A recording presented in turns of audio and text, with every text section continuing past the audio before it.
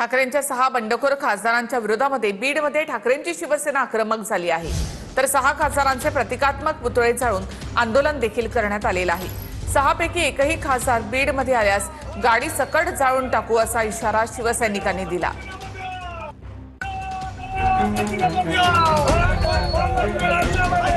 बीडमध्ये खासदार फुटीनंतर ठाकरेंच्या शिवसेनेकडून 6ही खासदारांचे प्रतिकात्मक पुतळे जाळून निषेध आंदोलन करण्यात आले।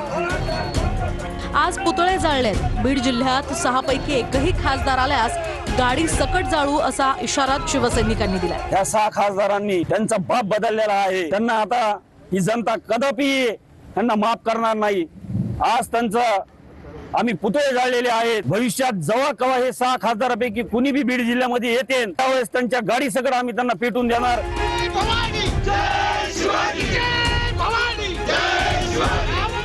तर यवतमाळमध्ये सुद्धा खासदार संजय देशमुखांविरोधात शिवसैनिक आक्रमक झाले।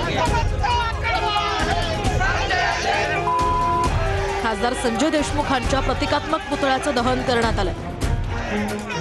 देशमुखांच्या पुतळ्याला जोडे मारत शिवसैनिकांनी आंदोलन केले।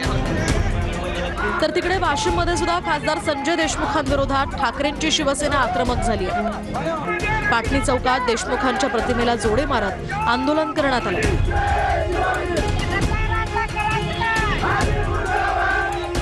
परभणीमध्ये खासदार संजय जाधवांच्या विरोधात शिवसैनिक आक्रमक झाले। खासदार संजय जाधवांच्या प्रतिकात्मक पुतळ्याची अंत्ययात्रा काढण्यात आली। यावेळी संजय जाधवांच्या प्रतिकात्मक पुतळ्याला जोडे मारत जोरदार घोषणाबाजी करण्यात आली।